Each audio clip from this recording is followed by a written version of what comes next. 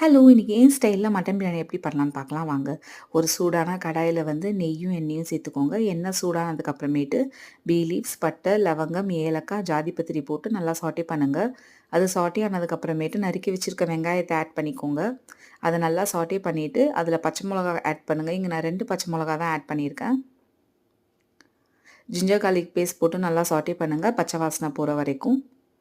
நான் கொஞ்சம் கல் உப்பு ஆட் பண்ணிக்கிறேன். ஸோ தட் வந்து ஆனியன் சீக்கிரமா சாட்டே ஆயிடும். ஒரு punch of mint leaves add பண்ணி அத நல்லா சாட்டே பண்ணுங்க.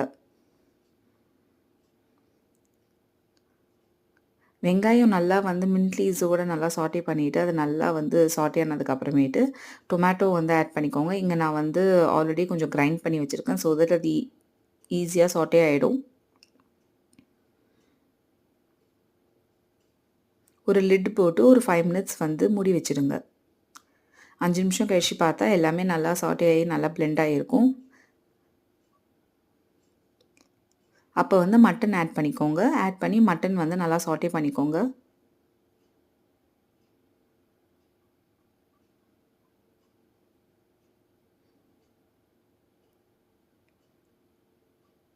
கூட கொஞ்சம் மஞ்சத்தூள் ஆட் பண்ணிக்கோங்க. Garam masala, Kashmiri chilli powder add பண்ணி அண்ட் பிரியாணி மசாலா ஆட் பண்ணிக்கோங்க. ஆட் பண்ணி 4மே ஆட் பண்ணி நல்லா சாட்டே பண்ணிக்கோங்க. நல்லா மட்டன் கூட மசாலாஸ்லாம் பிளெண்ட் ஆனதுக்கு அப்புறமேட்டு தயிர் வந்து சேர்த்துக்கோங்க.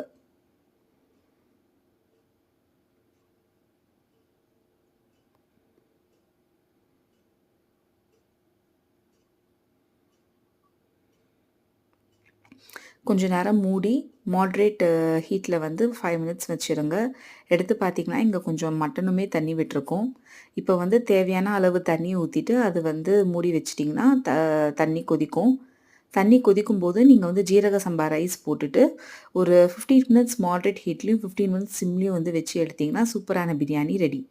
இங்க நான் 4 கப் ரைஸ்க்கு வந்து 4 கப் தண்ணி வந்து ஆட் பண்ணியிருக்கேன். இப்போ வந்து இன்னும் 2 ஸ்பூன் நெய் போட்டுட்டு, நான் கொஞ்சோண்டு வந்து லெமன் போட்டு அத நான் கிண்டி விடுவேன். இந்த டேஸ்ட் வந்து எனக்கு வந்து பிடிக்கும் பேசிக்கா. உங்க வீட்ல ட்ரை பண்ணி பார்த்துட்டு எப்படி இருக்குன்னு சொல்லிட்டு மறக்காம கீழ கமெண்ட்ஸ்ல சொல்லுங்க. Thank you.